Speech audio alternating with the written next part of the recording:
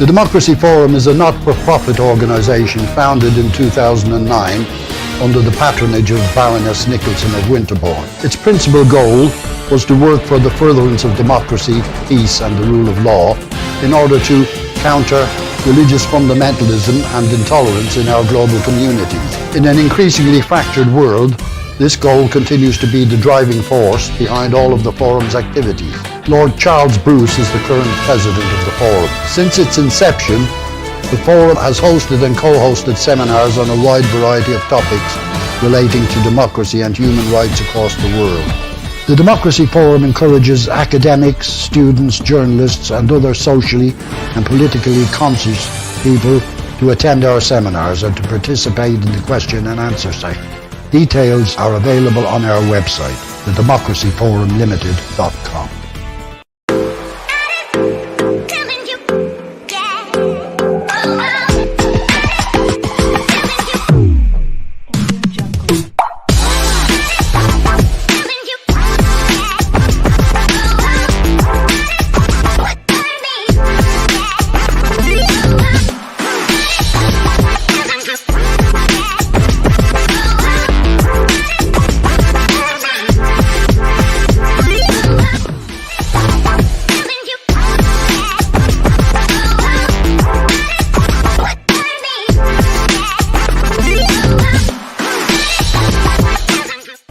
Afghanistan, a nation shattered by 2 decades of near-continuous war.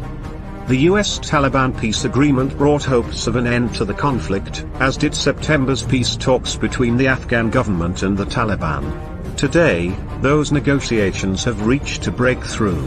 So, as US and NATO forces prepare to withdraw, after years of political flux, who will really govern Afghanistan?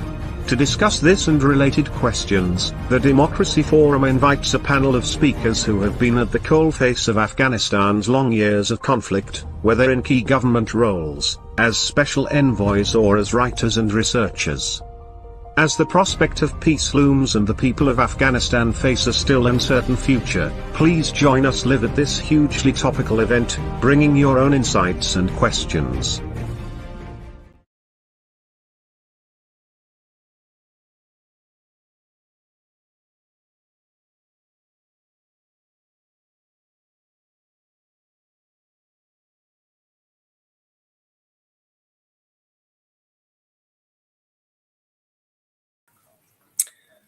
Welcome, thank you for being here wherever you are in the world.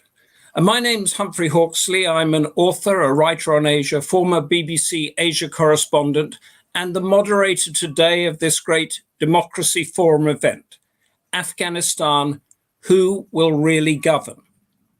That's a good question. It may be an unanswerable one, or there may be some answers. But without further ado, I'm going to hand us over to Lord Charles Bruce, President of the Democracy Forum, who from his home in Scotland will encapsulate the issues, the challenges, and what we need to examine today. Lord Bruce, the screen is yours. On behalf of the Democracy Forum, I take great pleasure in welcoming you to this video enhanced seminar today. We're particularly pleased that the Embassy of the Islamic Republic of Afghanistan has agreed to contribute.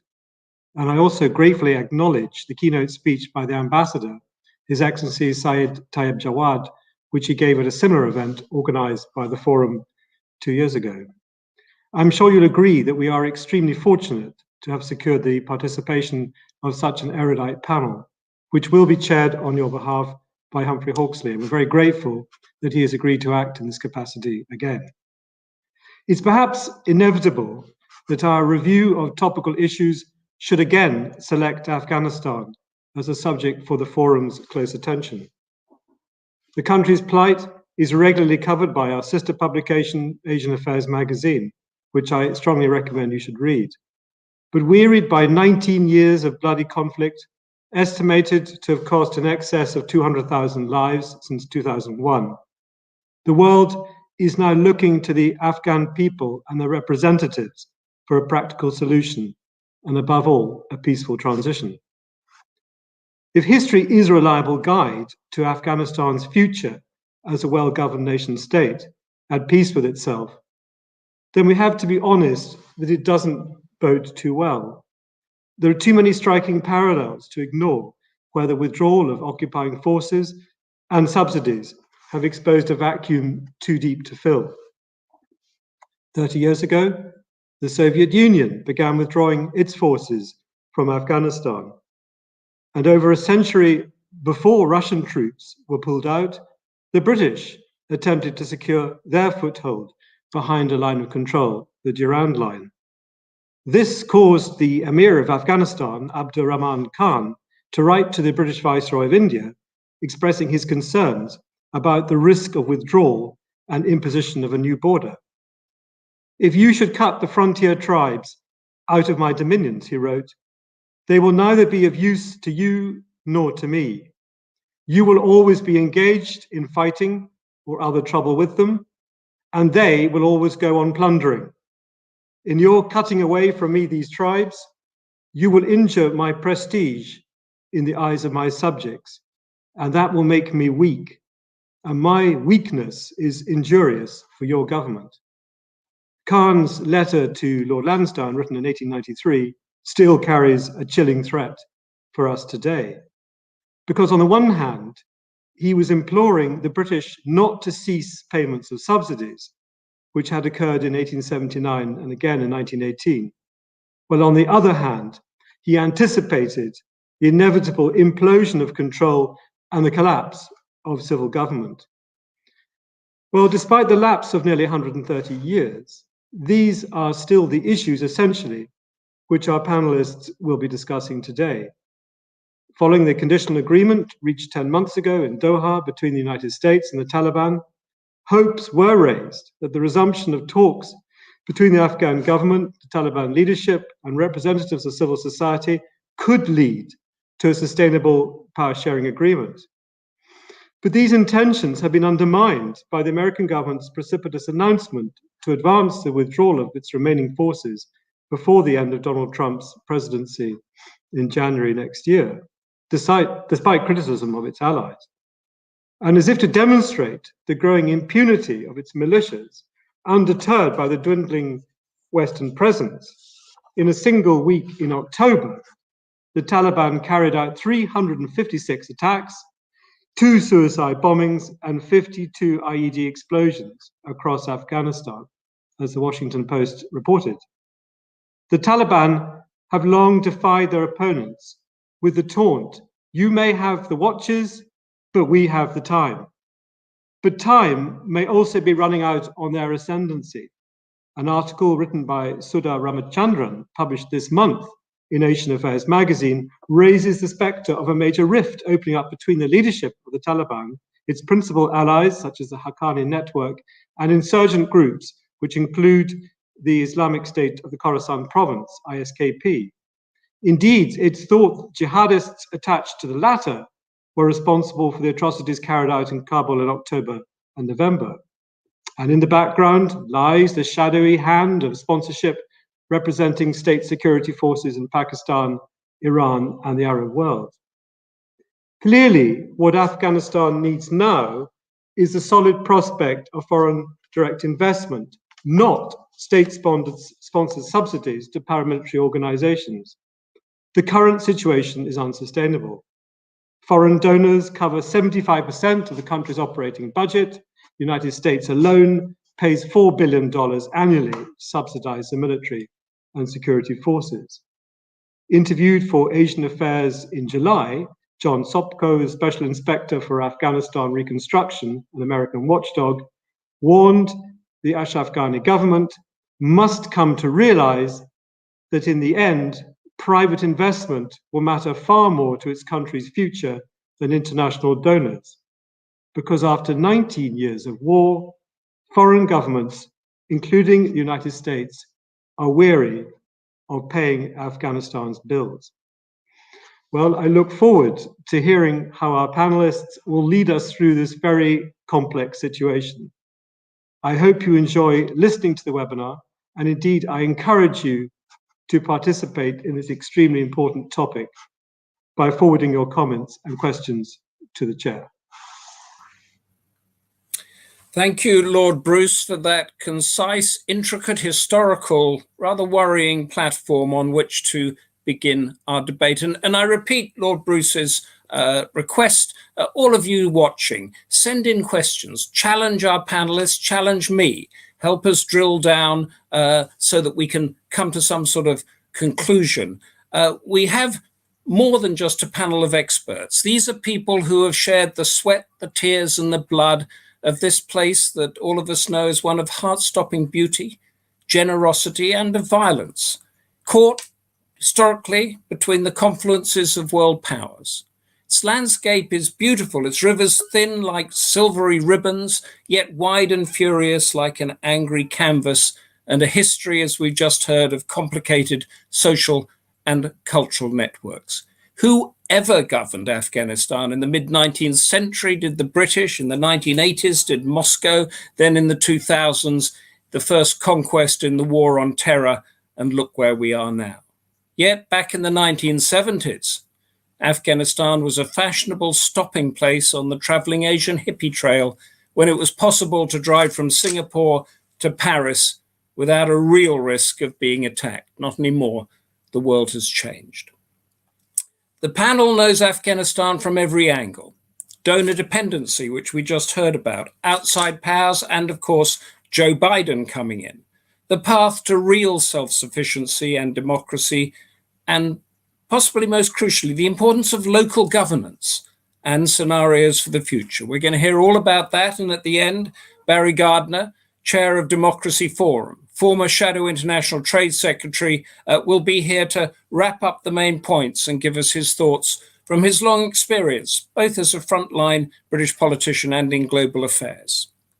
But first, we are very privileged to have Naveed Normal, the first secretary at the Afghan embassy in London. Naveed is going to open and give an overview of the current situation in Afghanistan and what the future might hold. Naveed, the screen is yours. Thank you very much, Humphrey. Thank you for having me at this timely discussion about peace in Afghanistan. I wish to also thank the Democracy Forum, Charles, for bringing about a very knowledgeable panel here today to discuss a very important topic, as we have a breakthrough with the negotiations between the government of Afghanistan and the Taliban recently in Doha. There are definitely some optimisms and as well as pessimisms that are mixed with some challenges and concerns. The reason for us to be optimistic about the peace process in Afghanistan is that people from all walks of life in Afghanistan, including the fighters of the Taliban group, are tired of the bloodshed and the war in Afghanistan. And there is a consensus over ending this long war in Afghanistan through a political settlement. For sure, peace is not a desire anymore for the people of Afghanistan, but it's also a need. We have lost so many precious lives, and we are still losing lives to this nonsensical war. With that, we have also lost many opportunities as a nation, as a country. We definitely have a national consensus within Afghanistan for peace, and there is also an international consensus over this matter. But the question that remains very critical and important is what kind of peace are we looking for? We call it a dignified and lasting peace, but what does that mean? Like, I think we can translate that into a peace where any Afghan is able to vote without fear or without any discrimination. Again, with the question that is asked for this forum, who will really govern Afghanistan? Whoever governs Afghanistan, it's really important that we make sure that the country is driven by the interests of the people of Afghanistan and of the region, for sure. I'm not going to talk about the details of what the Afghan government has done so far to reach to this point and to this breakthrough that we're talking about. However, we should all appreciate that the government of Afghanistan has shown a goodwill for peace. They have given so many concessions, and in return, we at least hope that that there's a ceasefire and stopping and killing of civilians, which is going on even now. We all know that Afghanistan is a country with a very young country, with almost 70% of its population under the age of 30, and most of them probably have not even experienced the difficult times under the Taliban regime. So with no doubt, this big mass population will have different opinions about peace process, which they are definitely entitled to. For sure, you will have someone with a different opinion who is living in a very remote area of Afghanistan and about peace, compared to someone who is living in Kabul, for example, and is educated and is working in a place where he can provide for himself. So for delays is definitely a challenge in the peace talk, but that's something very normal. It's concerning the people of Afghanistan, and the reason for that is the level of violence that has been increased. Unfortunately, recently we have been seeing that the tactic of war has changed, kind of from, let's say, from suicide bombings now to more of a targeted assassinations. We have lost so many lives in the past couple of months, and a part of the problem, I think, here is that the peace agreement is not what the deal between the US and the Taliban have been. Like that, we should make sure that we are not mixing the deal between the US and the Taliban with a peace agreement that has to be basically dealt with between the government of Afghanistan and the Taliban. There are many commitments by the Taliban to the US in that deal, which has not yet met, and for sure that will be very difficult to address. For example, a group that has so close ties with Al-Qaeda, a group that is sharing the resources, a group that is sharing the human power, making a commitment, a very strong commitment to basically fight Daesh or ISIS in Afghanistan, I think is too ambitious. So far, we have no evidence to show that Taliban have broken their ties with Al-Qaeda. And this has not even been through through a press release, so they have not really indicated anything about this. On the other hand, there is no mention of the safe havens of the Taliban in the region, something which really needs to be addressed thoroughly at some point, because if we are talking about a lasting peace, we cannot have a lasting peace if there is a machine that's basically producing disposable fighters. So for sure, peace will be a very complicated process. It has always been. The experiences shows that there are always challenges, ups and downs. We have to be ready for that. There are a lot of elements around the peace talks in Afghanistan. One of them is the proxy wars in the region. That's also going to be a challenge. Although we have seen some verbal commitments from Pakistan for their cooperation, but if things get complicated with the region between the countries, for sure that will directly impact the peace process. So I think we have to be realistic that it will be a long peace process. If you want to have a dignified peace process that is going to be easily implementable later on, we should not wrap it up quickly. It's not a process that we should be wrapping it up quickly. So it needs patience, and it has to go slowly, and with strategic patience, and also discussing the elements that are important for the people of Afghanistan. In terms of the realities on the grounds too, it's important to realize that it's a different Afghanistan today.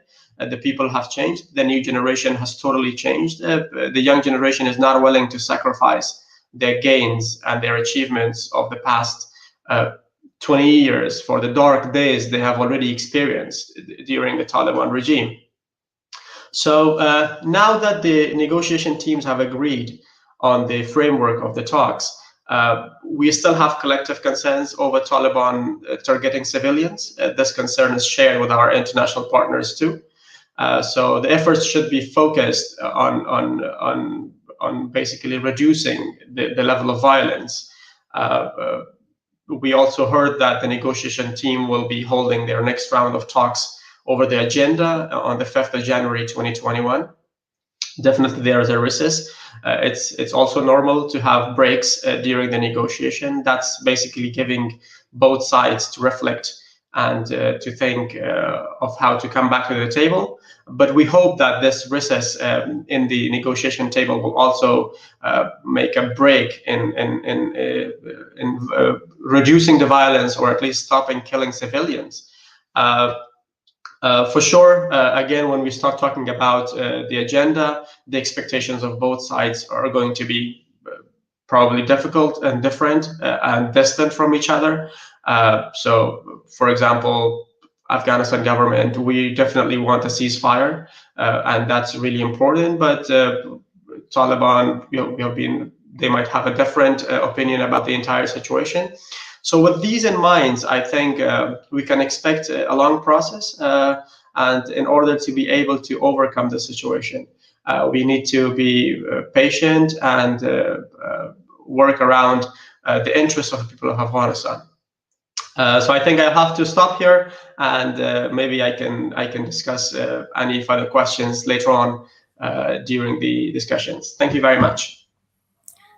Naveed, thank you very much for that. Can I just ask you one, I won't put you on the spot about stuff at the moment, but one sort of historical question that keeps coming up and bouncing around.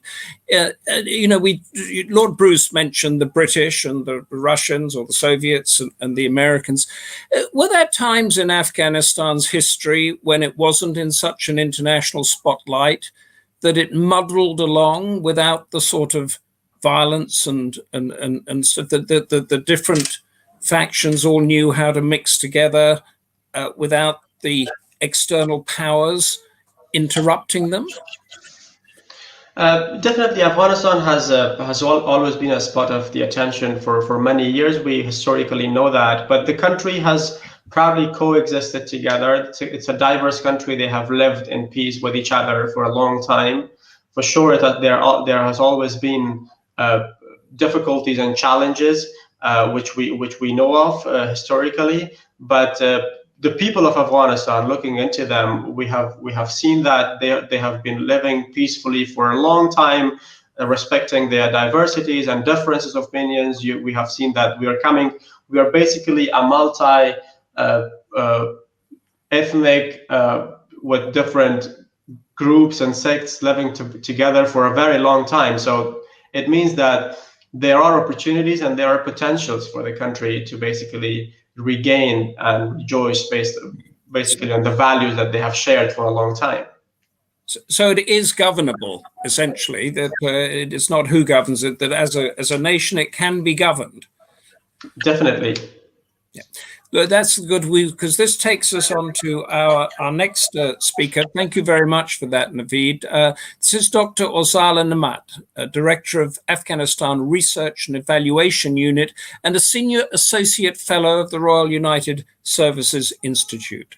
The reason I asked that question, Naveed, is because Orzala is going to be speaking to us exactly about donor dependency, the governance of Afghanistan, and looking at the history of donor dependency and its present and future, and how these relations need to be set to find out who is going to govern Afghanistan. So Dr. Orzala Nemat, the screen is yours. I do apologize. We've lost the connection to Dr. Orzala Nemat. So we will go now to and we have other technical problems with Francesc Vendrell, who was going to be our last speaker, and now we're going to bring him up because he's having some camera problems. Francesc Vendrell is the former UN Special Envoy and EU Special Representative for Afghanistan, and Francesc is going to focus on the current talks in Doha that we just heard about from Naveed and the potential scenarios stemming from their outcome. Francesc Vendrell, the screen is yours. Can you hear me? And we can see you. You can see me? We can hear you and see you. Very good. Excellent. Well, I'm glad that the previous speaker has mentioned that it would take time to achieve a settlement. And I think he's absolutely right in saying so. Normally, negotiations move forward when the parties believe they are stuck in a mutually hurting stalemate. But the question is, in my view, there is an element of stalemate, although perhaps the drawdown of the American forces and of NATO forces from Afghanistan may lead the Taliban to believe that time is on their side, something that they have in fact been stressing for a long time. The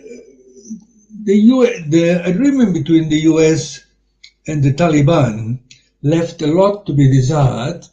It was basically an agreement that ignored the Afghan government or Afghan political forces, and that is something that is going to harm, I think, in my view, the process. I think one needs to understand what are the core interests of both the internal parties and the core interests of third parties. Now, by that I mean, what does the government want, and what do the Afghans want? But more importantly, also, what does the Taliban want? And I'm afraid that so far there has been no indication that the Taliban is seeking some kind of power sharing agreement with the government. And I rather suspect that at least until the new Biden administration is settled down, I think there is unlikely to be any particular progress. You also have to, of course, take into account the interest of third parties. And that means, of course, taking into account the interest of Pakistan, Iran, Russia, India, and of course the US. I like to say the European Union, but I'm afraid that we play a very marginal role at the moment. So I think that the third parties do agree or do believe that it is not in their interest for the Taliban to take full power in Kabul. But that doesn't mean that they have any clear idea as to what the solution should be. In my view, it's unfortunate that there is no UN mediator. It would seem to be the case. Ambassador Khalilzad, in some ways, is a mediator, but at the same time, he suffered from the fact that he also represents a party to the conflict. The Qatari government is attempting to mediate, but for the moment, I don't see any particular progress. Let me simply mention a couple of things regarding the ceasefire, the talk of ceasefires. Typically, in negotiations with a guerrilla group, the government wants a ceasefire as soon as possible, and typically let's say the insurgent group does not.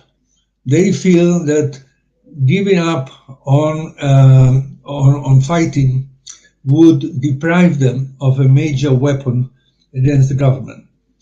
Also, I should also mention that ceasefires that are not monitored and seriously monitored by a neutral third party are unlikely to last. At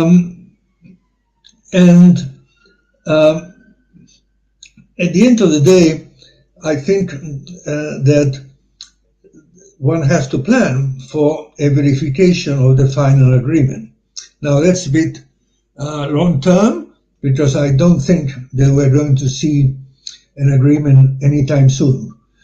So I continue to believe that it would be in the interest of the two sides and in the interest of the third parties if the United Nations were to deploy a mediator who would cover not only the intra-Afghan dialogue, but also would take into account the interest of the neighboring countries I've just mentioned. Thank you. Thank you very much for that. There were a couple of things that struck me that I'd like to put to you, if you don't mind.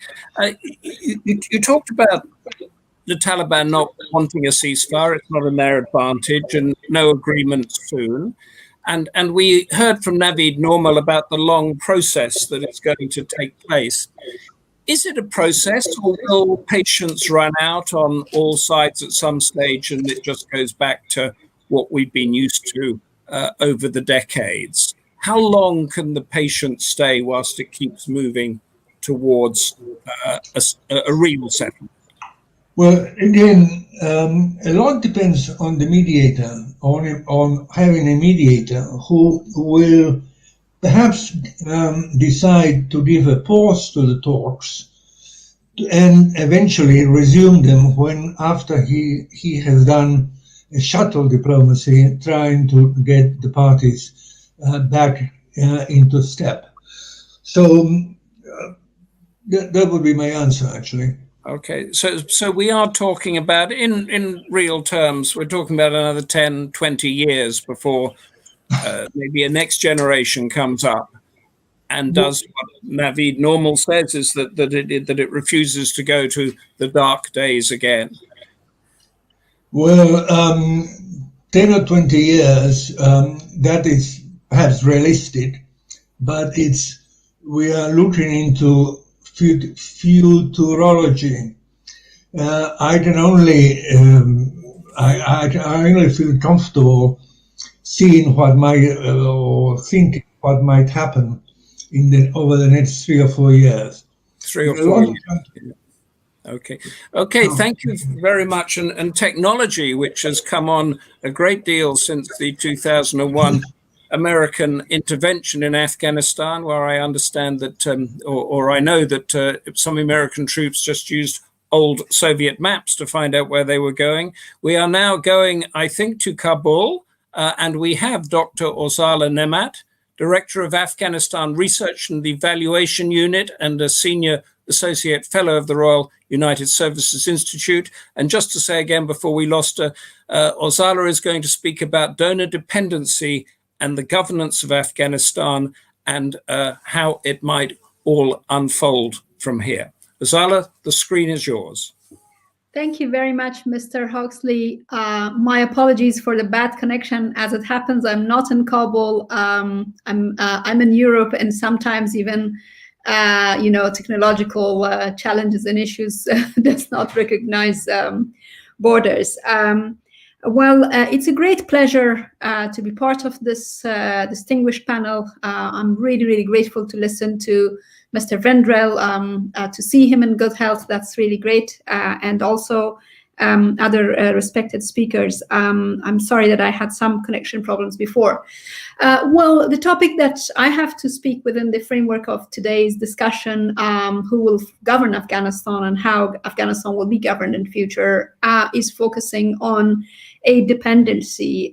We've heard from distinguished speakers. Lord Bruce started the event by highlighting the historical context of Afghanistan. And if I take you quickly back to the history of aid dependency in Afghanistan, we all know that since the time of Amir Abdurrahman Khan, when serious state building was considered for Afghanistan, particularly institution building, Afghanistan relied on outside sources, financial sources. At that time, the British Empire was funding Afghanistan's state building through Indians. At that time, India was, of course, under the colony. So historically speaking, the issue of state building in Afghanistan was always funded by external resources. And while in the process, investing money on this country, which had its own self-governed form of governance, but with the help of the external supports, the priority was given on ways of governance in state building that was more important to external forces as opposed to building internal systems.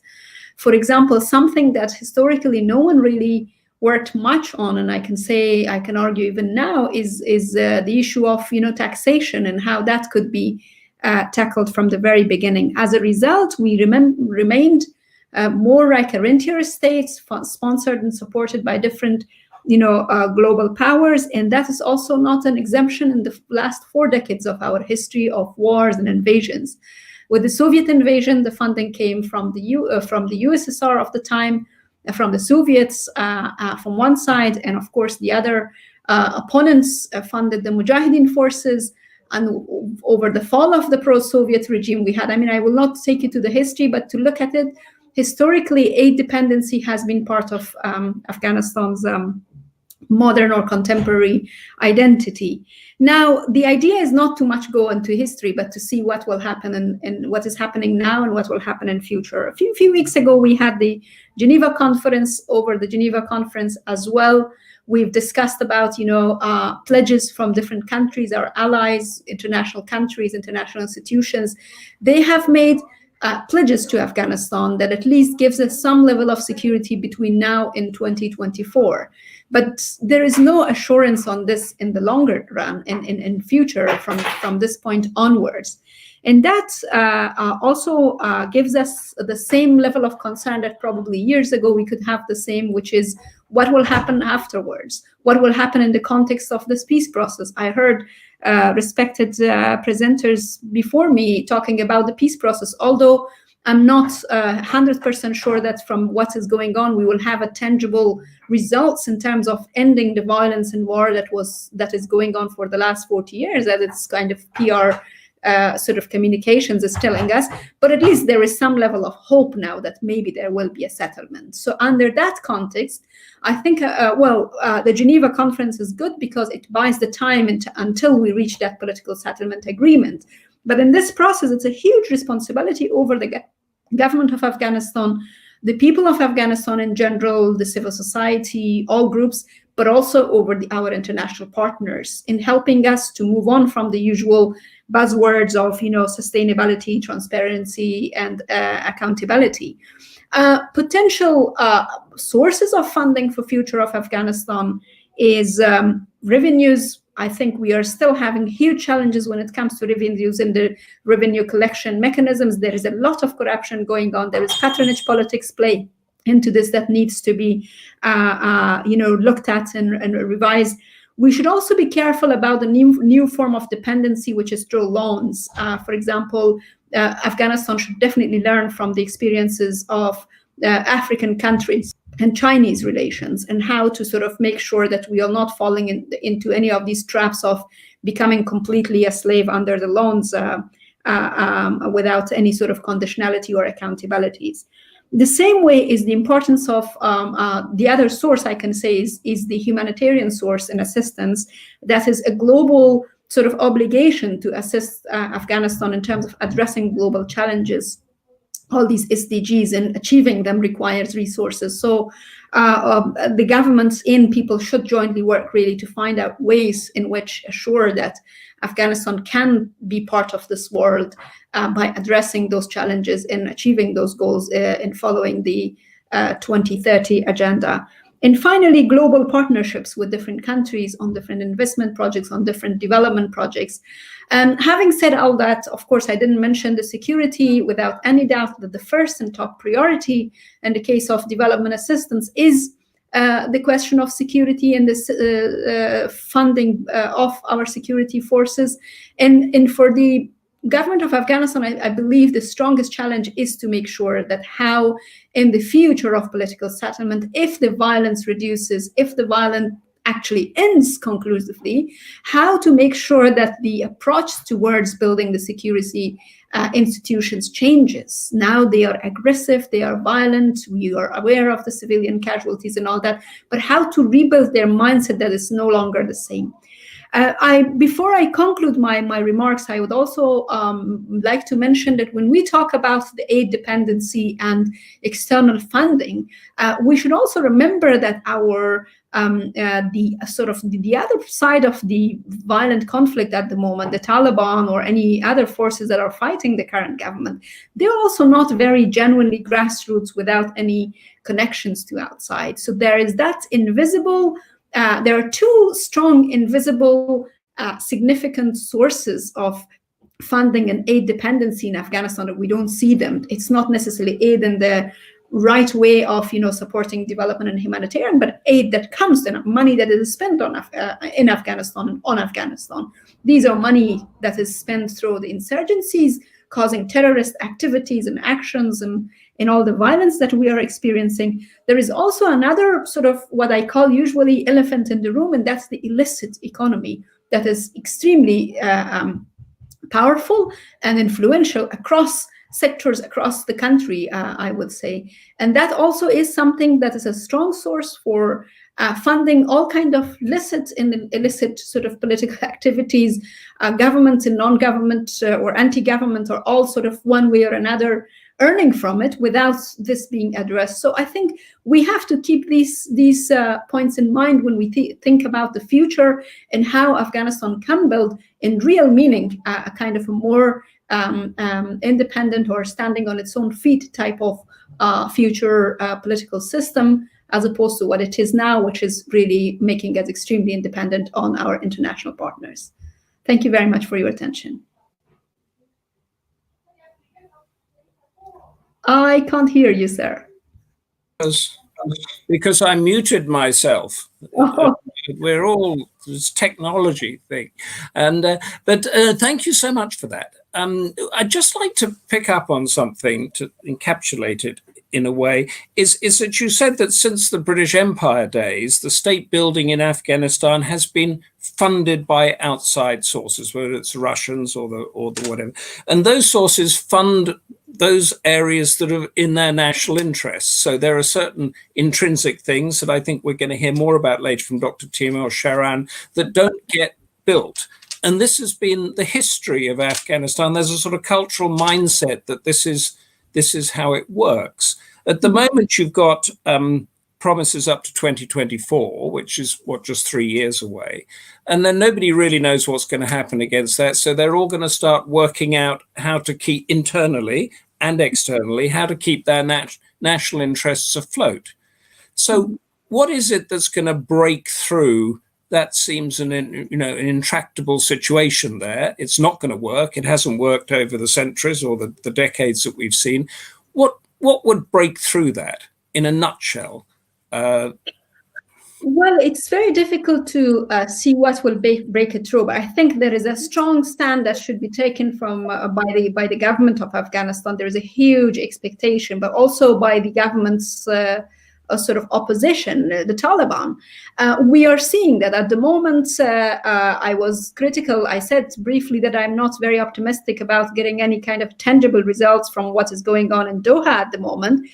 And I'm saying that because I don't see any actions other than focusing too much on how to make sure that all elites, political elites, are represented in this negotiation team that have to go there, and how the sort of rule of the game or rule of the engagement should be defined. There's an extreme. You were talking about about the time frame, and it's like from now to 4 years, 3 years. Let's remind ourselves that the time when we decided that we should move towards a peaceful solution to this conflict was 2010, the London conference in 2010. That was a remarkable time when we said, let's move on to peaceful solution. War, violence, counterterrorism did not work. So now I think it's a huge responsibility which is shared between the donors, the opposition, the military opposition, the Taliban, if they really are seriously thinking of partnering in rebuilding Afghanistan and not partnering in terrorizing Afghanistan or sending it back to the Stone Ages. They have to get together and find ways.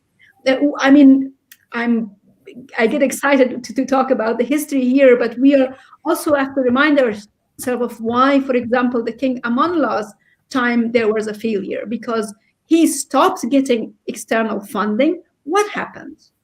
He couldn't survive because he was relying on taxation, but taxation needs return. What are we returning to people if we extract, but we not give anything back to them? So the breakthrough is expected. I think Afghanistan has more knowledgeable people, more educated people. I mean, knowledge I cannot say very well because knowledge is not equal to education, but there are plenty of Afghans, from economists to people, experts in finances, in lots of areas. It's just very, very disappointing that corruption is so widespread that it will be very difficult to rely on things that are said and not enough done on that front. Yeah, it's a tricky. I mean, it seems that it needs, like, say, the US gave Asia or Europe or somebody a security umbrella for decades and decades, so that everybody feels safe to drive in the same direction. And instead, what you've said here is you've got something for the next 3 years, and that's only going to be a little bit. But I'm now moving on to Dr. Lucy Morgan-Edwards to take this thought a little bit further. Lucy is the author and a former political advisor to the EU ambassador in Kabul, and she's going to look at precisely what we're discussing now, the role and interests of regional powers in the future governance of Afghanistan, and of course, the change, if there's any, the potential impact of the incoming Biden administration. So Lucy, the screen is yours. Thank you very much, Humphrey, and thank you to Lord Bruce for organising this event and inviting me. And very interesting to reconnect with some of the other speakers, including Ambassador Vendrell, who I worked for many years ago now. My interest in Afghanistan really started about 21 years ago when I first went to Pakistan. And so it's been a few years really since I was deeply engaged with the country. So coming back round now and listening to what people are saying, it feels a little bit like deja vu. I think particularly when we're talking about the peace process, which has of course now been going on for roughly 15 years, and always hope and then pulling back and then you just hope that things are going to work out. And it seems that we have the same problems holding us back. And my belief really and I'm looking at this with a larger perspective now, because of my interests have now moved on a little bit from Afghanistan. They're still very much geopolitical and global political affairs and so on. But I feel that looking back on my time in Afghanistan, and in fact this was the book that I wrote, which was about the peace process, a solution that was offered by Commander Abdul Haq at the time of 9/11, but was ignored by the Western powers. My feeling is that there has been so much bad faith reporting on Afghanistan. I feel that the media, the Western media in particular, is guilty of looking at the situation through a very particular prism. And there's a very particular narrative, and I find it very, very limited. I think when one looks more widely at issues, for a start, I would say that the 9/11 is an absolute linchpin issue that needs to be deeply assessed. It hasn't been properly investigated. And of course, 9/11 is the reason, we are told, that we went into the war in Afghanistan, that the invasion of Afghanistan essentially by the US and NATO took place in 2001, in October 2001. And yet that's never discussed, it's never brought up. But yet, when I was living in New York in the last few years, I came across architects and engineers for 9/11 Truth, and there seemed to be some very, very serious issues with the official story of 9/11 that are never aired. And I think it's important to contextualize this when we're looking at a war that has now gone on for 20 years, has cost trillions of dollars, looks to have no end and no exit, and no sustainability really in terms of how are Afghans going to get onto their feet in the future? How are they going to be able to start to self-sustain? And obviously it's particularly difficult with not just the situation where you have competing powers around Afghanistan, all with their own interests, but where you have a narrative which I feel is very, very limited, with the prism through which we're looking at these things. And just to give some examples, I would say that we need to look at the drugs trade more honestly. We need to look at the military-industrial complex and its role in the Afghan war and perpetuating the war much more honestly. We need to look at as I've just said, 9/11 needs to be properly investigated. We need to look at who's funding Al-Qaeda and ISIS. I mean, on my last visit to Afghanistan, I was told by several commanders who were previously men who Abdul Haq had been working with and others who I met, that the US was actually transporting terrorists and bringing them and dropping them in certain locations such as Wardak and so on, and funding them. So there isn't any honesty really in the dynamics, the underlying dynamics of this. Now, General Mike Flynn, of course, who was Trump's national security advisor, who has spent the last 4 years fighting this Russiagate investigation, which has found nothing against him, had actually criticized and talked about the funding of the Syrian so-called rebels, and made similar allegations that in Syria rebels were essentially being funded by the West. So I think we need to look at who these people are, who's funding them, a more honest conversation about how we're using proxies in these countries. I mean, the situation in Syria and Afghanistan, there are parallels, definitely. With respect to the comment that Orzala made, I thought it was a very good comment that there needs to be more engagement on the level of the people, the Afghans, and what they want, not just what surrounding elites from different countries want. It really, I felt that from my own experience of Afghanistan, the issues were never about democracy and about the well-being of the Afghan people. This was about strategic, big power plays. It was about military bases. It was about the drugs trade and the CIA and the use of the drugs trade to fund black operations in all over the world, not just in the region. Essentially, the Anglo-Zionist empire. When we're talking about outside powers, I think we definitely need to include Israel. And talking about the powers, I mean, obviously with the US, it's rather difficult to talk about the US at the moment because we're still in a disputed election. I mean, there's a lot of assumption by the media that Biden will be taking office, but somehow I suspect that might not be the case. So we can't really talk about the US as just sort of one entity. You can potentially talk about the US deep state, and you could talk about the interests behind that. And the Democrats. Definitely Trump has been an outlier, which is why he's been so targeted over the last 4 years, why it's been so difficult for him to achieve what he wanted to achieve in terms of his campaign promises. I think that's partly why he wants to withdraw troops from Afghanistan at the moment.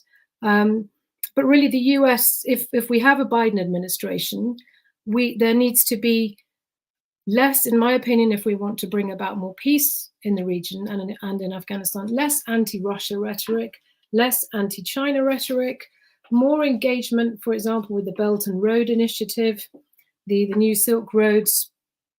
And yes, I mean, I think also more engagement with Iran. I find it absolutely astonishing that the Iranians weren't really officially included in the Doha agreements. I understand that the Taliban are actually engaging with the Islamic Revolutionary Guard and that they are not wanting to talk to Ashraf Ghani. So, I think we just, again, you can't ignore Iran. There are 3.5 million Afghans living in Iran. So we need to shift the focus somewhat, shift the prism, and be a little bit more honest, all of us. And I think I would particularly say the Western mainstream media needs to look at things more honestly in terms of its reporting, in terms of who's really behind the drugs trade, what it's really about. Orzala was talking about illicit activities. Quite a lot of the Western states are, at the very least, complicit or allowing these activities to take place. So, it's a complicated situation, and I'd say that a little bit more honesty would go a hugely long way in helping to establish a better platform for peace and dialogue in the next decade to come. Thank you, Lucy. That was a grim picture, I think, you painted there. You took what we were hearing from Orzala about corruption to a sort of completely different level, of which I think many of our colleagues have heard similar accounts of a lack of honesty about what the West is actually trying to achieve. And as you were talking, I remembered that today is the 10th anniversary of the beginning of what we call the Arab Spring in that time. And that was when it began in Tunisia, and then it spread through Syria, which you mentioned, Egypt, and the rest of many of us know what happened here. But this was essentially, Afghanistan was the first conquest in the war on terror to bring democracy to the Middle East or the Arab world, and then a panoply of fantastic things would fall down from heaven and everybody would be happy. Well, that didn't happen, did it? And I think when you mention the drugs trade, the 9/11, the military-industrial complex, these are all elements that have come into the debate of why it didn't happen, and possibly compounding the argument about what good have foreign regional powers actually done. When we heard from Naveed at the beginning that Afghanistan as a nation, when they're left alone, can quite in a sort of muddled but respectful way, muddle along together. But I just wanted to ask you one thing from that. You wrote a book called The Afghan Solution. Can you, in one sentence, tell me what that solution is now? What the solution is now? Yes. Well, I think the solution now, unfortunately, this was a solution that existed at the time, which yes, people who had the power to make decisions were very, very aware of, but they chose to ignore it because it was never about having an Afghan solution. It was about having a top-down manipulated situation where Western governments and Western interests could impose their proxies onto Afghanistan and work through them. I myself was involved with elections 2 or 3 times, actually at least 3 times in Afghanistan. And what I witnessed was it was not a democratic process. I'm not saying Western elections are perfect. Actually, as we've seen with the US, far from it. I feel, though, that there were elements of Afghan democracy that were completely and utterly ignored, because this was really about manipulating a situation to appease the Western domestic audiences about what our involvement in Afghanistan really was.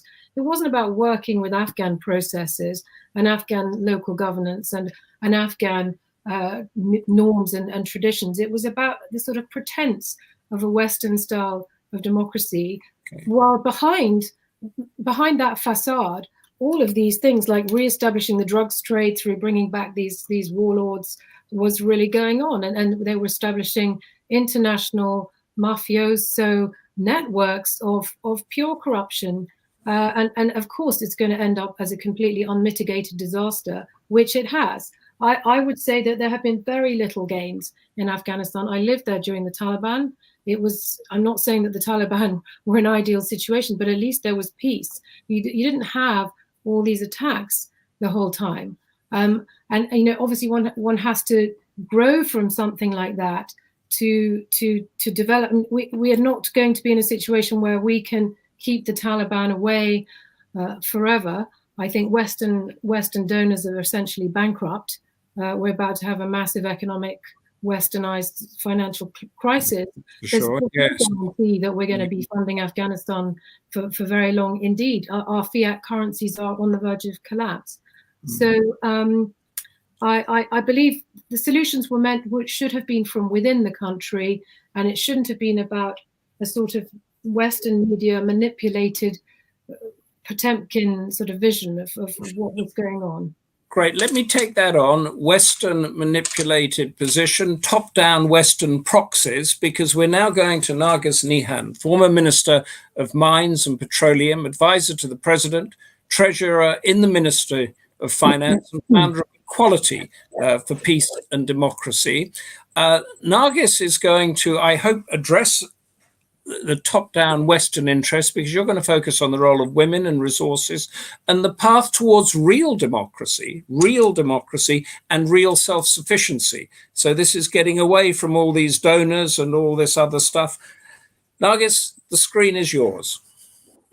Thank you very much. First of all, I have to put on record my appreciation and support for Democracy Forum for arranging this important event.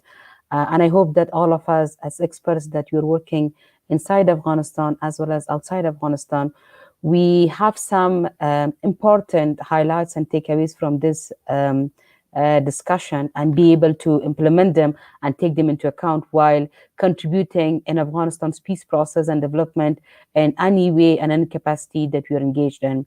I would like to mention a few points before moving to development, prosperity, and path to democracy in Afghanistan. Despite all the challenges and all the pessimism that we are all talking about the peace process, I'm personally, but very cautiously optimistic, because I remember that in 2010, the peace process was initiated by President Karzai after a grand event of Loya Jirga, consultative Loya Jirga, that he invited more than 3,000 men and women from all around the country and consult with them, and everybody say that yes, we should move ahead and we should have peace with Taliban. And after that, of course, he formed the High Peace Council. But then what we saw that between that time till Ambassador Khalilzad was appointed as the U.S. Special Envoy for Afghanistan and Pakistan, we saw no progress in the peace process in Afghanistan. And while the government kept on offering and trying to convince Taliban for the peace process, Taliban never accepted to talk to government, and instead they kept on escalating the violence. So today, by seeing the Taliban that they signed the peace agreement, though we are not happy with the content of the agreement that's signed between the US and the Taliban, but despite all the criticism that we have, still it's a step forward. And then we saw that the negotiation teams were introduced from both sides, although we have our criticisms about both the negotiation team of the Republic and as well as the Taliban, but still it's a step forward. And now, yes, it was 2 days back that we had a joint statement coming from the negotiation teams that they stalled the negotiation for 22 days to be able to consult the topics of the agenda and then resume the negotiation. Although it has been very slow and the progress is not as significant as all of us are expecting, but still it's a step forward. And at least the willingness that is coming from the government and as well as from the Taliban side, and the attention and the support that's coming not only from the international partners and allies that we have, but also from the Islamic and neighboring countries, encouraging both sides for the peace process, I see that as a major step forward, and I see that as an opportunity for all of us to work through and make sure that this time we seize it properly, and we seize it to respond to the needs of Afghan people and rather as the concern and challenges of the Afghan people, rather than coming up with our own aspirations and trying to paint that what kind of Afghanistan every partner would like to have as in the long run. So that's a step forward. And then secondly, one thing that should be really important for us is the Taliban. I personally believe that we have overestimated and overrated Taliban when it comes to Afghanistan conflict. Afghanistan has been in conflict in the last 4 decades. Yes, Taliban are into existence for more than like 2 decades or 2.5 decades, but we did have conflict even before the existence of Taliban or the formation of the Taliban.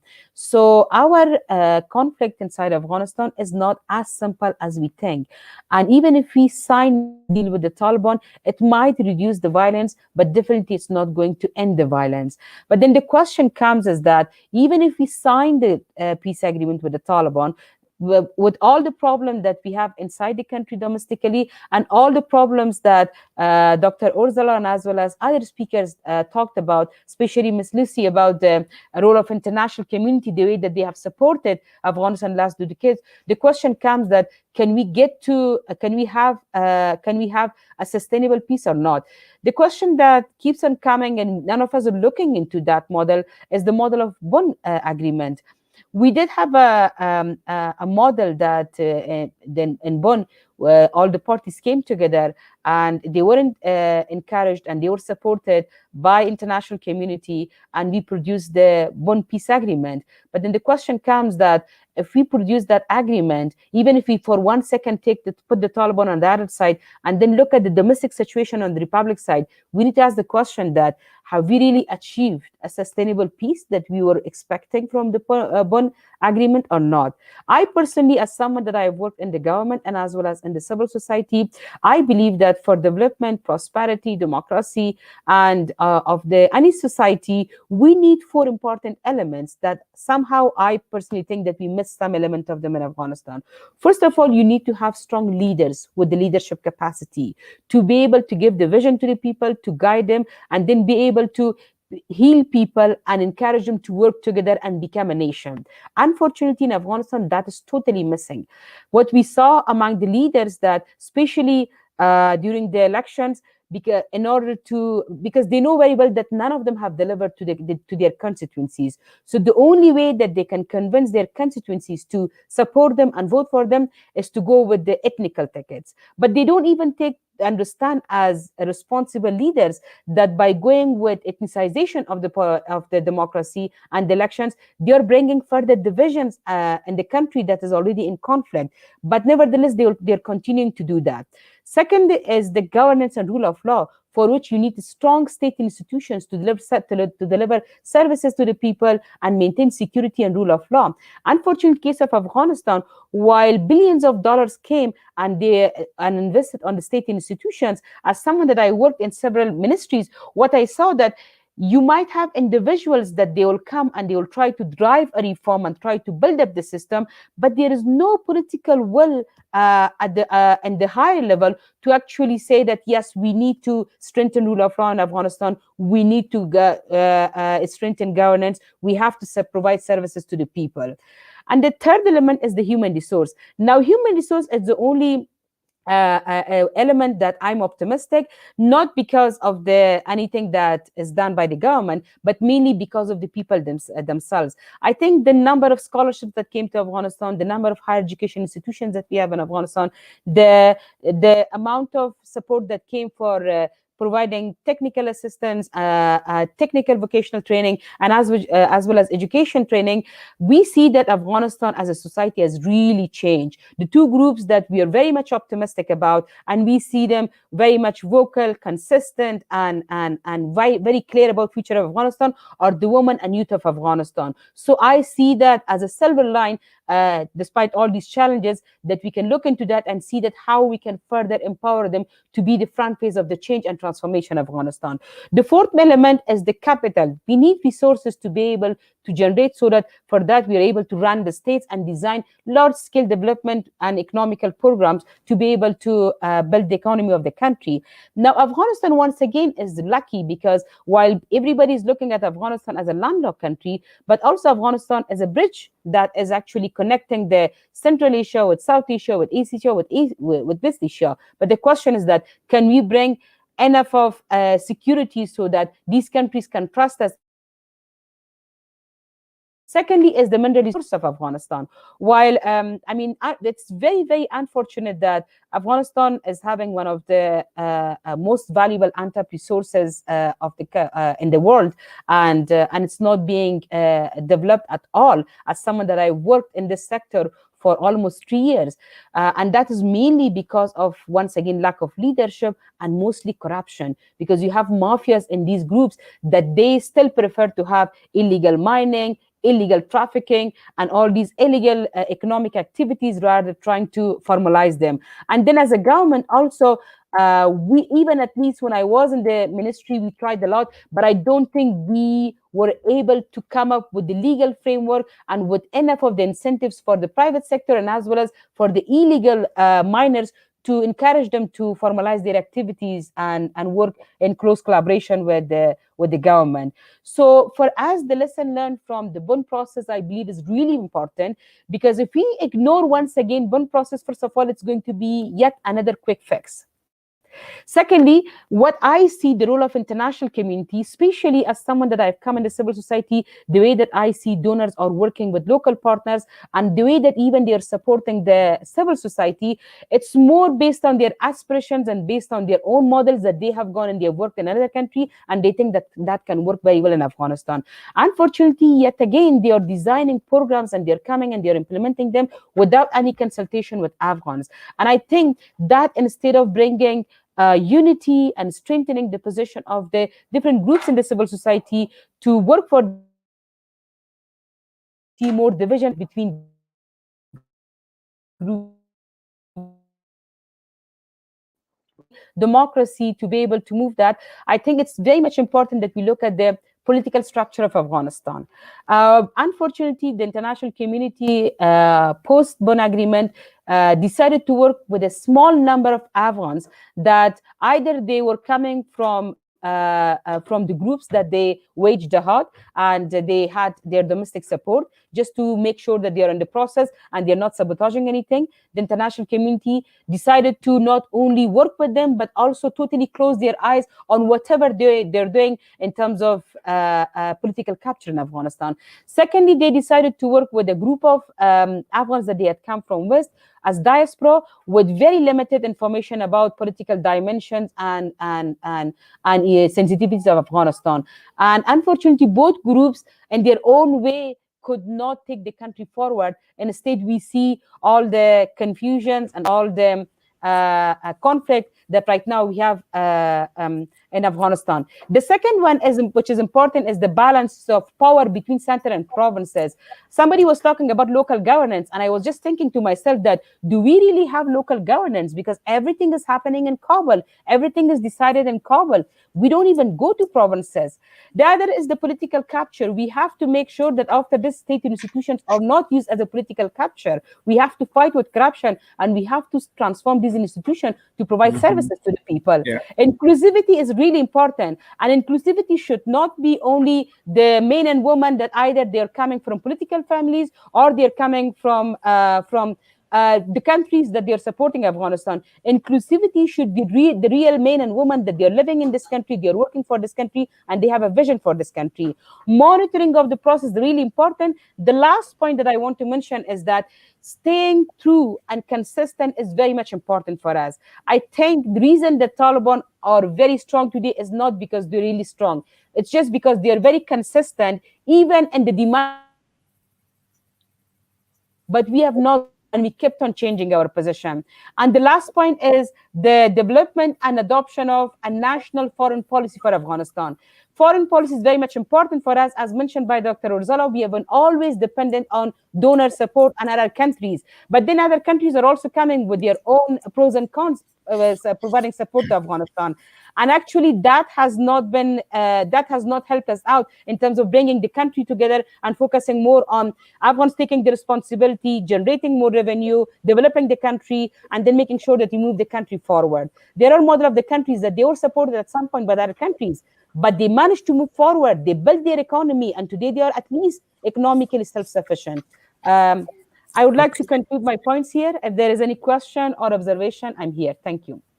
Thank you very much on that. I was noting down some of the phrases you were using during that very interesting, rather depressing thing. It's corruption, strong leaders, rule of law, no political will to reform. That sort of scenario that was being that you painted there. These were the same phrases that were being used in 2001 and during the peace conference. So has anything moved on is it possible to get real democracy and self-sufficiency in Afghanistan? And really, I guess the point that I'm trying to get over is the donors, these outside people that prop up the state that we heard about earlier, are they a help or a hindrance? I think our job is much more difficult than 2002.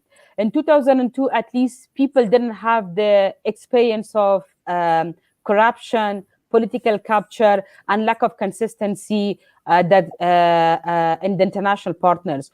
Today, even when we are talking, we keep on asking ourselves that, can we really do that or not? Why?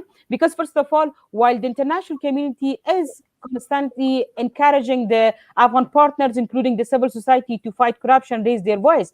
But when they raise their voice, even when they bring very clear cases with the evidence, nothing happens after that. The only thing that happens is that they're being pressured, they're being exposed, and they're being isolated from even by the international partners themselves. Sorry, could I just butt in there to clarify, because I want to move on after this, is that it's more difficult now to create a peaceful and self-sustained democratic Afghanistan than it was in 2002. Is that your view, that it's gone backwards in that respect?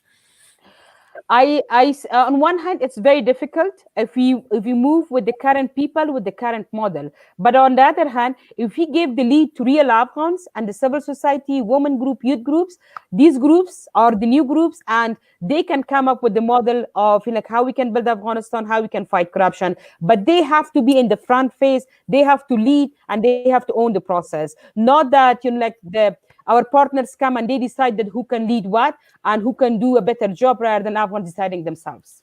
Thank you. So this is get rid of the top-down Western proxies that Dr. Lucy Morgan-Edwards was telling us about. And I hope Dr. Timor Sharan, who is the former Deputy Minister at the Independent Directorate of Local Governance of the Afghan government, and that might sound terribly official, but I have a sense that he might begin to give us a solution, because all of us that have traveled the world a lot know that real governance belongs at home and in your community and in the neighborhood around you. So this isn't top-down Western proxies, I hope you're going to be telling us about, but the subnational governance, the local governance angle. So Dr. Timor Sharan, the screen is yours. Well, thank you so much. Let me thank the Democracy Forum for this fantastic conversation. Good to see some old friends. But maybe I'll make 4 key points and then talk about the implication. One being unpacking your question, essentially. We have unpacking subnational governance in Afghanistan. We have 45,000 villages in the country, official councils. They're supposed to have official councils. We have 387 districts in the country, 34 provinces, and 160 plus municipalities. And if you add the political representation to it, to the administrative side, we have more than 450 provincial council representatives and 249 members of parliament. Hopefully that gives you a hint of the complexity and the inflation of actors involved in Afghanistan, in delivering services, in achieving peace, and so forth. So this is going to be quite a daunting task. We're not discussing informal institutions and structures that are in place, including tribal jirgas, community shuras, community development councils, and so forth. So it's a huge and massive number of players who have a strong stake in the future of Afghanistan. As my colleagues pointed out, and that takes me to the second point, which is the structure of the state that we inherited or developed at the Bonn Conference and subsequently 2002 Constitutional Loya Jirga or Grand Assembly. It gives Afghanistan a very centralized political system, a very Kabul-centric model that excludes the majority of Afghan population from decision-making processes that would impact their life, including service delivery, economic growth, and conflict mediation. The voice, what I'm trying to say, the voice of the local people at the village, at the 45,000 villages of the country, are hardly being heard. And that itself presents a massive challenge in terms of what we have inherited. So that raises the question, will the current political structure be able to accommodate, reconcile, and integrate effectively Taliban ex-combatants and commanders into the system? The third issue, and again, it was raised by my colleagues, so I'm not going to discuss this. My upcoming book talks about the role of political networks in post-2001 Afghanistan and political order. And essentially what we have discussed, the state has been, both at the national and at subnational level, been captured by powerful political networks, various networks, whether that is the former jihadi networks or the technocrats or individuals moving from civil society into politics. Not only that, the state structure has been captured, you look at the customs, land acquisition, mining industry was mentioned, some of the fuel and gas industry, most of those have unfortunately been captured by these political networks, which then brings me to the fourth issue. And if my colleagues could upload that slide that I had, it would be grateful. I would be grateful.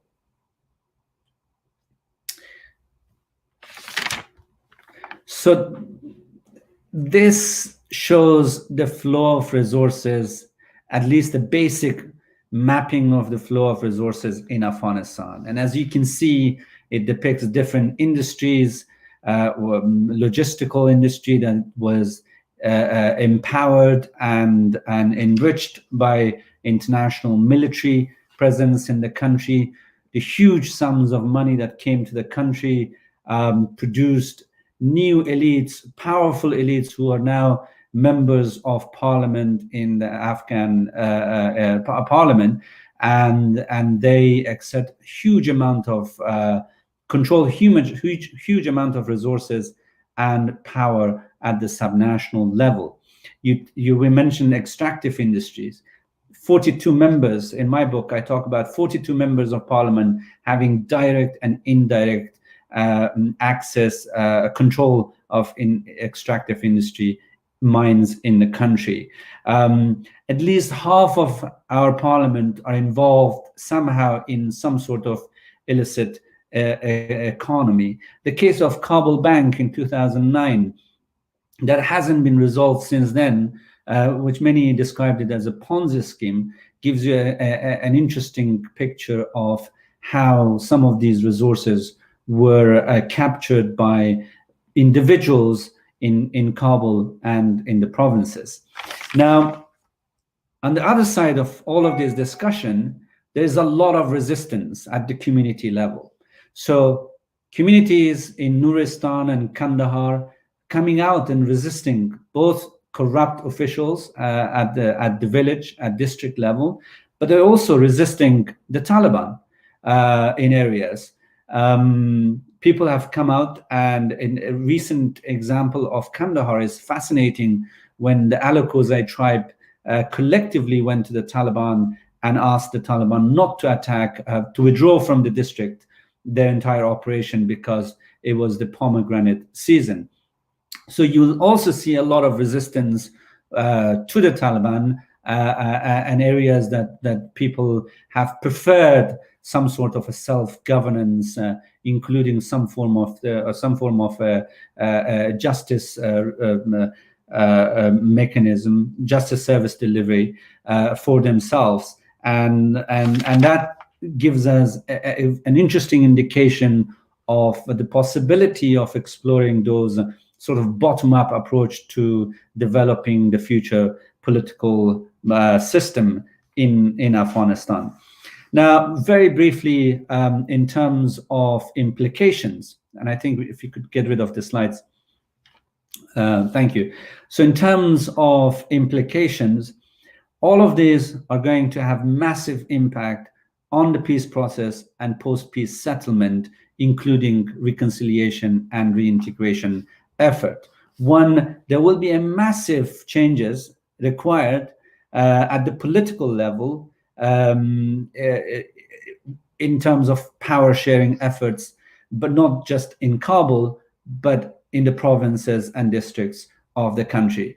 We're talking about the Afghan government being the biggest employer in the country. So we're talking about hundreds and thousands of jobs that the Taliban the soldiers, fighters would demand to have those positions in future government. In places like Kandahar, there will be significant restructuring of the tribes and power dynamics that will have a huge impact. Secondly, there will be a massive changes in terms of the resource flow and who controls those resources. We know that Taliban controls significant resources in the south and southeast and other parts of the country, whether that is the timber industry or recently the crystal meth and opium. But they would be demanding having access to the customs and customs revenue in places like Kandahar and Nangarhar and others. So there will be contestation and conflicts in play between the Taliban and those who control resources at the moment at the subnational level. Thirdly, there will be obviously a necessary change required within the security forces. We don't know how that would look like, but I can envisage that the Taliban would want to see some sort of integration of their forces into the Afghan army. And we know that Afghan police and other units have been quite entrenched.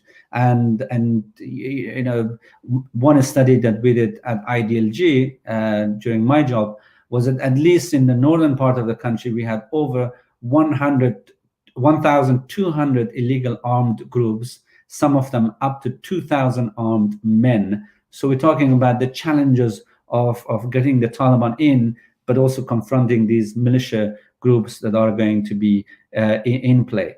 What I'm essentially saying is that this is not new, because the political networks in Kabul have been exceptionally good in presenting the facade of political order, but at the subnational, there have been significant degree of violence and disorders.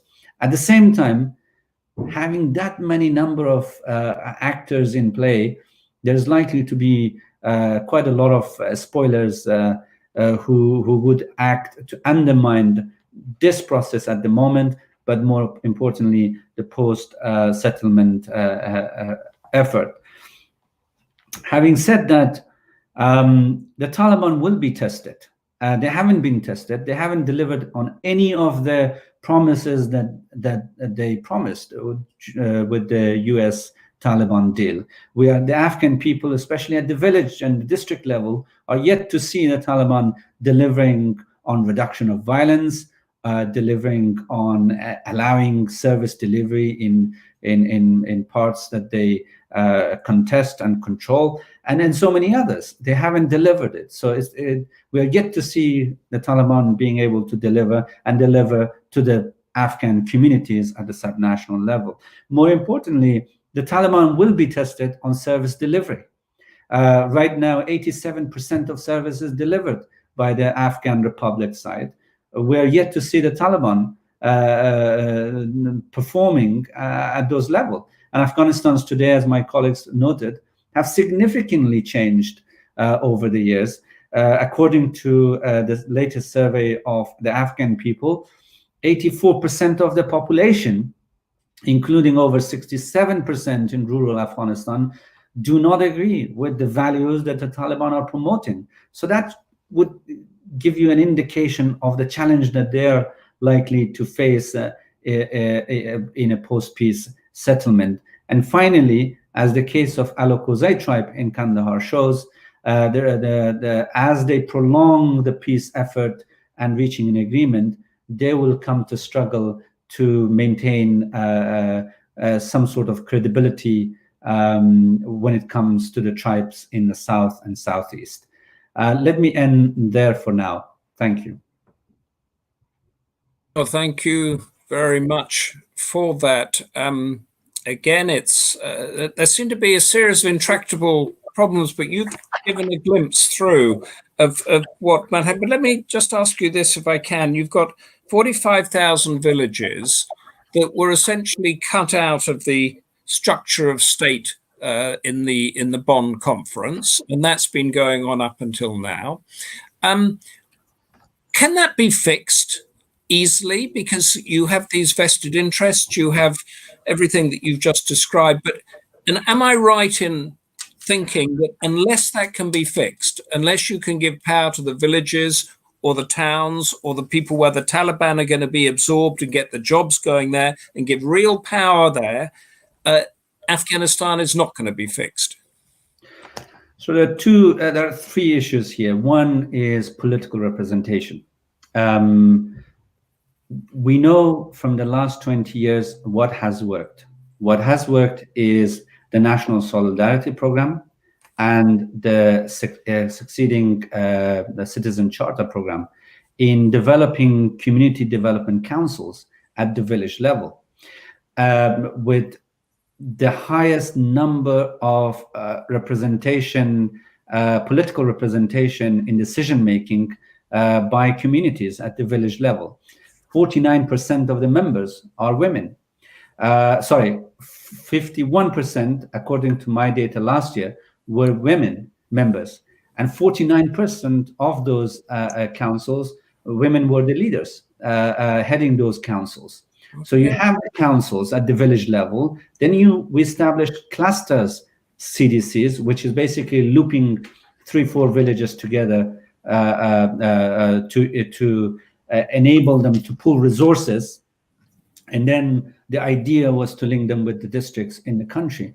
We know giving voice, political voice in decision-making processes to the villagers, it has been effective in delivering good quality services at the minimal level, at that level. Administratively, we have failed miserably because everything has been Kabul-centric.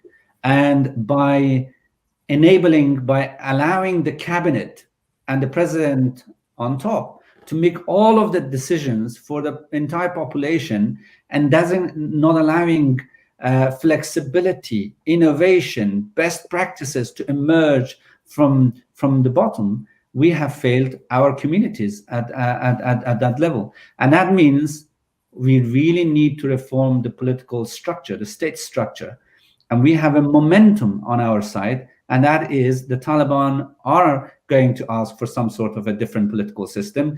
We have learned so much from the last 20 years. There is a space for us to give both power and administrative decision-making to the communities at the village and district level. How to scale village-level political representation administration to the district and provinces, that's a different story.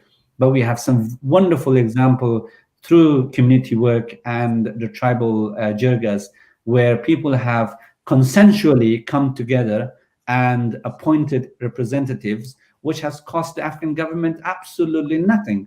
The good example of that was the recent Loya Jirga, which was only conducted. The entire Loya Jirga election effort was conducted with $1.2 million, whereas our presidential and parliamentary election cost us $240+ million. So you see, we haven't really looked at Afghan ways of coming up, Afghan ways to solutions to our complex problems. Okay, thank you. That's given a very clear picture. Now we're going to open it up to questions, of which questions are coming. I'm bundling them together a bit. There's a lot about international donors and interference and that, but there's one for Francesc Vendrell here that I'll put. Is Francesc, if you're with us, and I can see you still are. Yes. You talked about having a UN mediator for this, for the long-term approach, but a number of the people here are saying, well, because the international community as such is being blamed or whatever for it, is that useful, or will the UN mediator possibly just be another international face that is going to mess things up? Well, yeah, am I on? Can you hear me? Yes, we can hear you. We're in the question and answer session, so it's going to be a bit to and fro at the moment. No, of course, the UN has been the traditional good officer or mediator in Afghanistan between 1981 and 2004 or 2002. So it strikes me that of all potential mediators, the UN is best placed. Although I agree it should not be, if the UN became a mediator, it should not be one of the mediators, but the sole mediator. And I agree that at this point in time, for example, the US, the current government in the US, and probably Ashraf Ghani himself, probably do not wish to see the UN play such a role. But I don't see how you can achieve a settlement that is acceptable to both the internal parties and to the neighboring countries without a kind of envoy that would tackle both the internal issues and also the issues with the countries that are also involved in Afghanistan. Okay, thank you. You said something interesting there that I'd like to kick on to Dr. Orzala. Nemat, are you still with us? Orzala? Yes. I am. We heard just there, it has to be acceptable to the people of Afghanistan and also to the neighboring countries.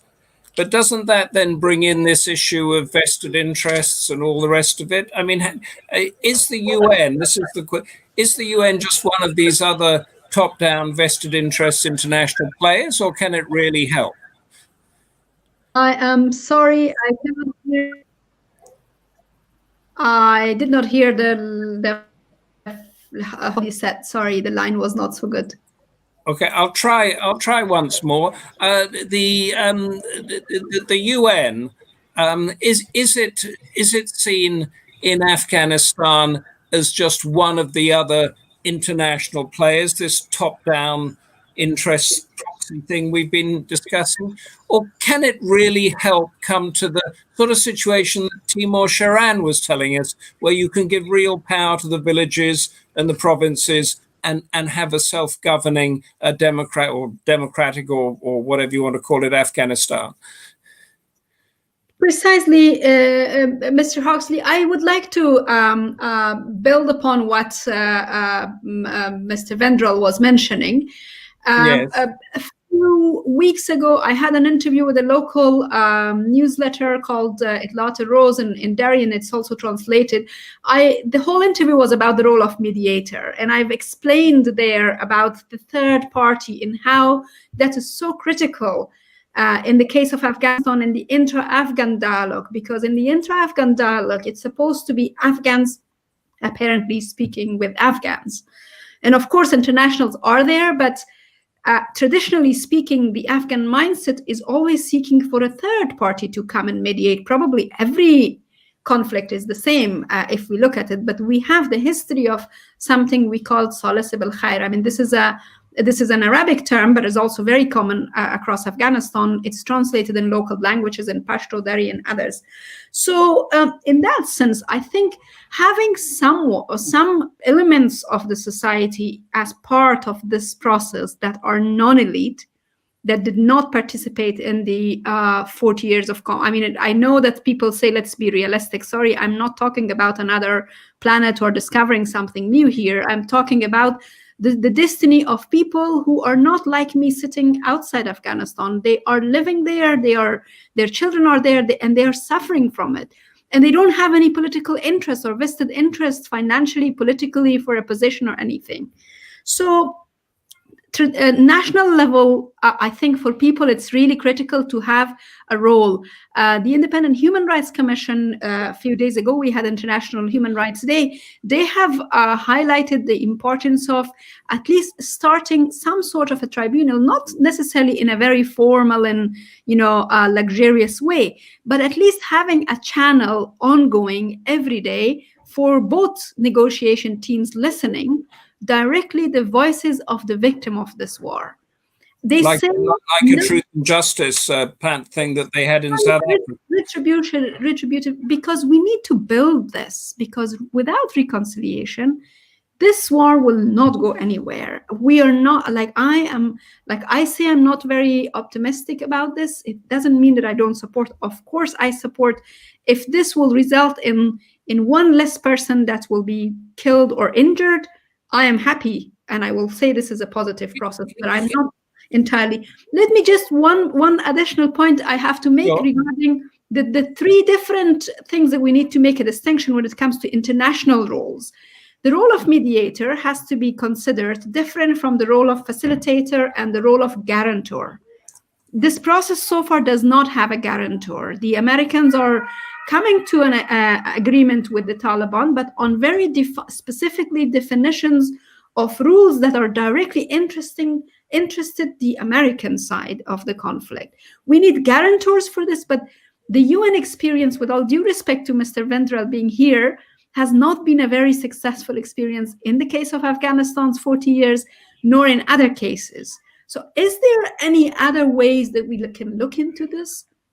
There's one that sort of dovetails with this for Dr. Lucy Morgan Edwards. Are you still with us, Lucy? Yes, you are. Good.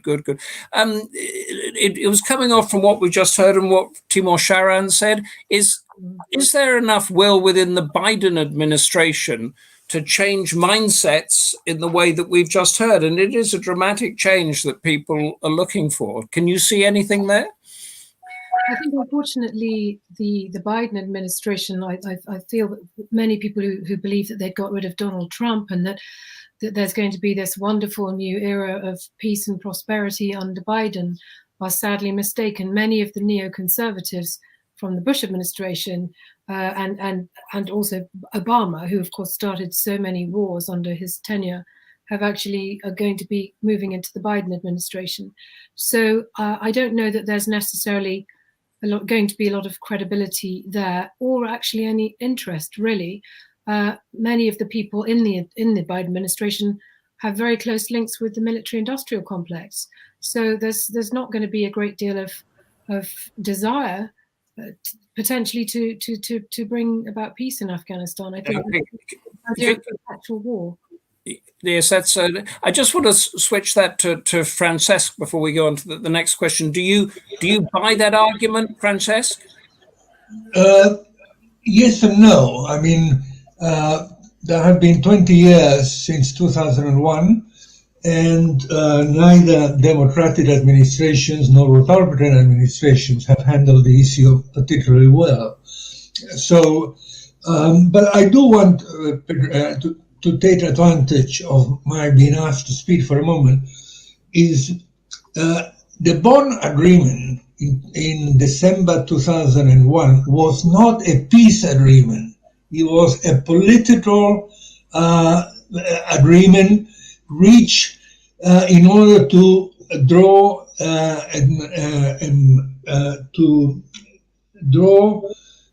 roadmap to stabilize Afghanistan. The Taliban were not present. The Taliban were refused to be listened to by the Americans in particular for until around 2010, 2011. And so there's never been a peace conference. But I do want to say that it wouldn't have been possible in Bonn to have gone down to the level of local government. What happened, and the great mistake that was after the Bonn conference, the United States first lost interest in Afghanistan and worried much more about invading Iraq. And secondly,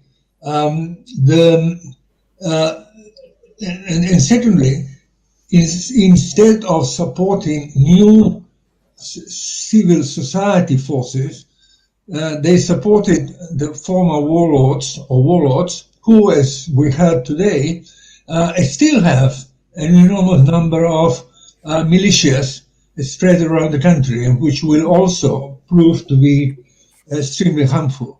So I think this was a great. We heard, yes. Thank you for that. I just wanted to bring Timor, Sharan in at the end before we go to Barry Gardner, because Timor, I think you've sort of encapsulated how things could work. If you had 2 minutes with Joe Biden, because that's all we've got left, could you tell us what you want from him and how it would work? Well, thank you. 2 things. One is that what I hear and what we have seen in relation to the Taliban, there is not going to be much progress till we have a Joe Biden team in place, and that the American administration outlines the new administration outlines its policy towards Afghanistan.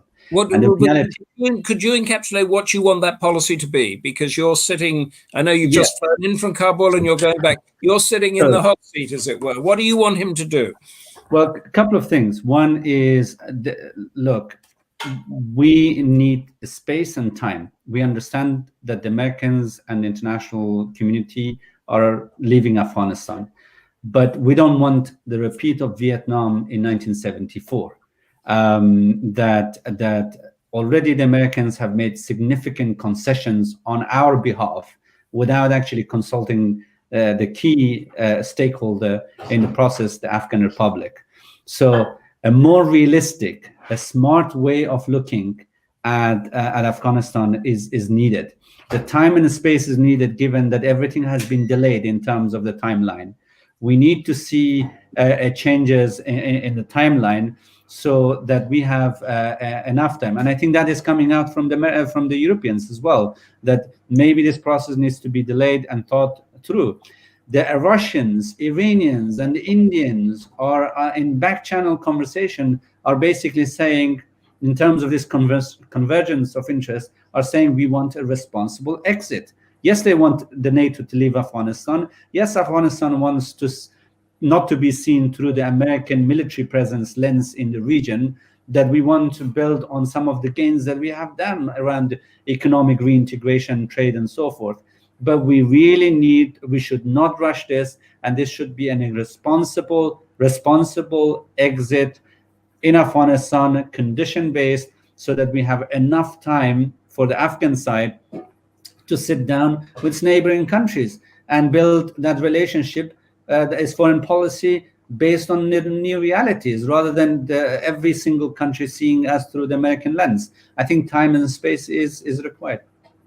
Thank you. Time, space, and I think it was earlier we discussed having a security umbrella that lasted for decades, so that there would be plenty of time to work out differences without going to donor conferences every few years.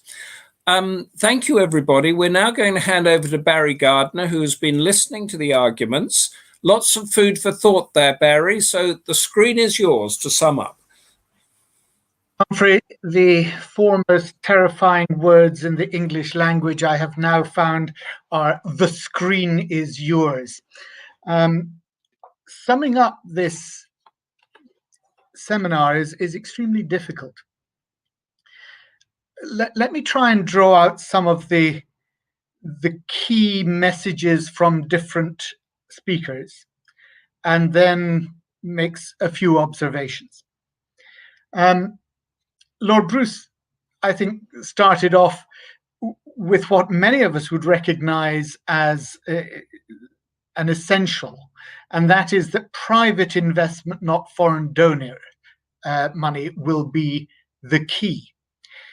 The difficulty, of course, is how you incentivize private investment unless you have first dealt with the conflict and the violence. Navid Normal spoke of the people being tired and there being a consensus on ending the war. But he also said that there was only hope for a ceasefire and potentially an end to the killing of civilians. He actually held out very little medium and long-term hope for the outcome of Doha. And of course, when he says the people are tired, I think all of us know that when we're tired is the time that we often make our mistakes.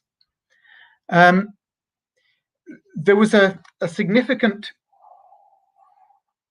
omission, which I'll come to later on, I thought, in his remarks. Professor Vendrell asked, in a sense, some of the key questions. What does the Taliban want? The trouble was there was no answer, there's no clarity. He also talked about the future of Afghanistan being imposed by third parties as a huge problem. We don't want the Taliban in power, they would all say, Russia, US, Pakistan, India. But what positively do they want? Again, total lack of clarity. And he gave a very salient warning, I thought, about how the Taliban think that if they give up violence, they give up any leverage in the process.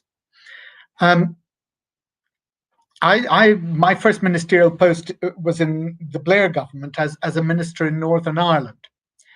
And one of the most important things in the development of the Good Friday Agreement, the Belfast Agreement, was that separation of the political and the military wings of the IRA, such that the political wing was able to get to the point where it eschewed violence and said that it would proceed with exclusively peaceful means. The difficulty here is that there is no clarity amongst the warring groups about what the key issue that is being fought over is about. There was in Northern Ireland. It doesn't seem to me that in Afghanistan there is. And again, that goes back to what Professor Vendrell said about what do people want? What does the Taliban want? What do third parties want? Dr. Nemat again pointed to the fact that state building has always been reliant upon external resources. And the mistake that she highlighted of not being focused on internal domestic systems, I thought was a very important one. And the danger that Afghanistan would remain a rentier state. She also, of course, was the first, I think, to raise quite so clearly the problem of revenues for any state. Where are future revenues going to come from? The way in which actually revenues at the moment are mired in corruption, in patronage politics. And she again counseled, I thought very sensibly, that Afghanistan should not fall into the same loans trap that many other nations, particularly in sub-Saharan Africa, have. So it led me to just put a little note here in my book saying, money is like water. It always flows to the lowest level. And it seems to me that that has been part of the corrupting influence of the finance that has flowed into Afghanistan. It has actually taken people down to a lower level, rather than being used as a mechanism for bringing people together and creating hope. Lucy Morgan Edwards, I have to confess, was a revelation to me. And what she said about the military-industrial complex and the drugs trade and the connections there, what she said about the power play that went on in the third parties using the drugs trade to fund black operations around the world, and the way in which the developed world was basically using proxies to conduct its own or to seek out its own benefit.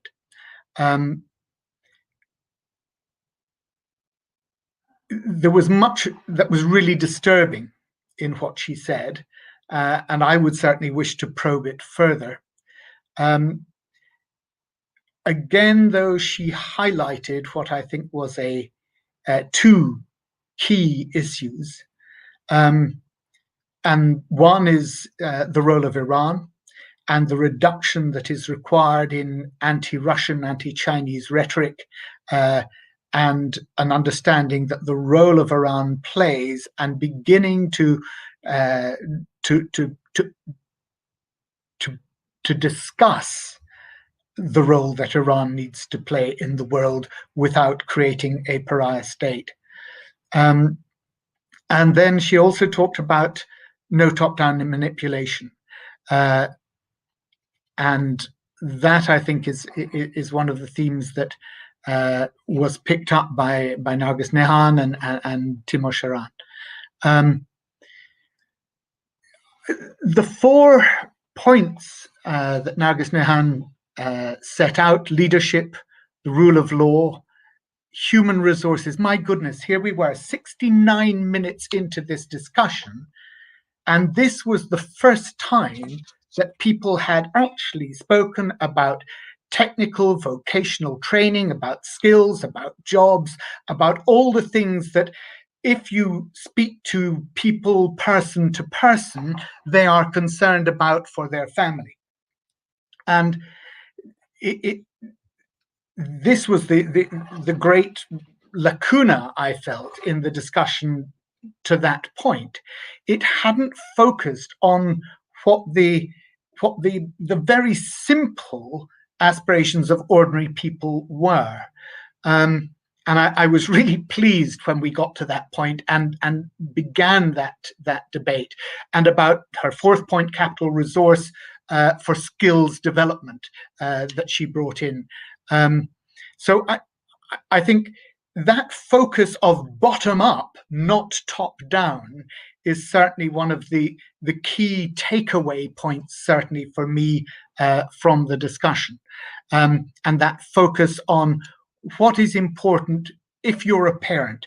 What is important is that your child gets educated. It's that your child has a future, that they can see a way forward with skills in life to be able to do well, to be able to prosper, thrive, and have children of their own. She also spoke of Afghanistan being a bridge across Asia and the Middle East, and again she spoke of the corruption in the body politic, illegal mining. She spoke of and the balance of power between Kabul and the provinces, and the importance of inclusivity.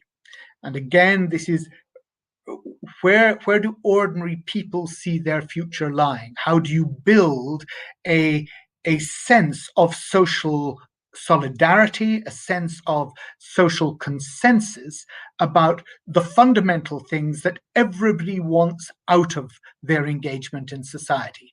Engagement in society is about what rights you're prepared to cede to others, what price you're prepared to pay in taxation, revenues to authorities and to government in order to achieve the benefits that you want. And it seemed to me that she really focused our attention on that critical element of the discussion. Timor Sharan, I thought, very helpfully took that on right at the beginning with his 45,000 villages left out of the of their say, 387 districts, 34 provinces, 164 municipalities, 249 members of parliament, all these different elements that needed to be brought together in some way. But that the state was captured by various networks on mining, networks on property and land acquisition. Again, I thought he exposed clearly the corruption that has infected the body politic. He also raised the issue of the illegal militias and the facade, as he called it, of political order. He spoke of moving from a Kabul-centric polity, and it's clear to me that that was to ensure that best practice could emerge from outside of the center, from below. So in terms of takeaway from this, Humphrey, I was left thinking that there's been a hell of a lot of analysis, but there's not much political vision that I can take out of what people have said.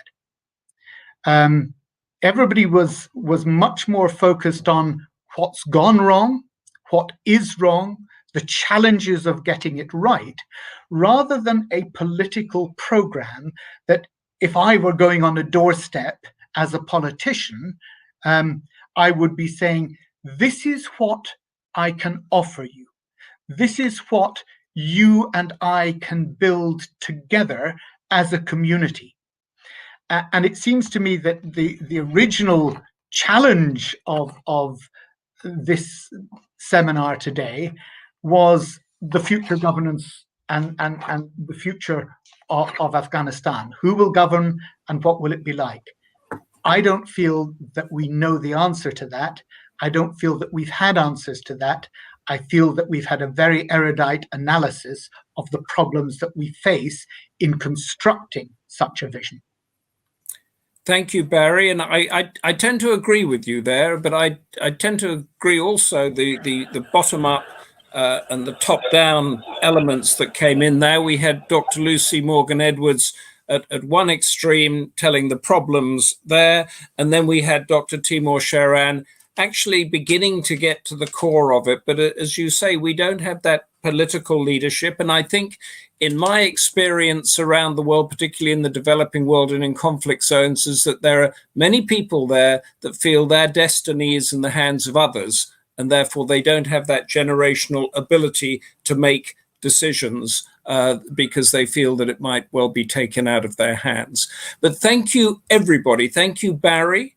Thank you, the panel, Dr. Orzala Nemat, Dr. Lucy Morgan-Edwards, Nargis Nehan, who I think has left us now, Dr. Timor Sharan, Dr. Francis Vendrell, and Naveed Normal, who has had to leave us and run off to another meeting. Thank you very much. The Democracy Forum is going to be doing another seminar next month on a different topic. It's going to be a live webinar, January the 20th, and it's going to be tight. January the 20th, I noticed, is the Joe Biden inauguration, so we can talk about the new administration there, and it will be titled, Shifting Focus on the Indo-Pacific. Does it hold the key to containing China? Thank you very much, wherever you are in the world, for joining us and for coming to this Democracy Forum seminar on the governance of Afghanistan.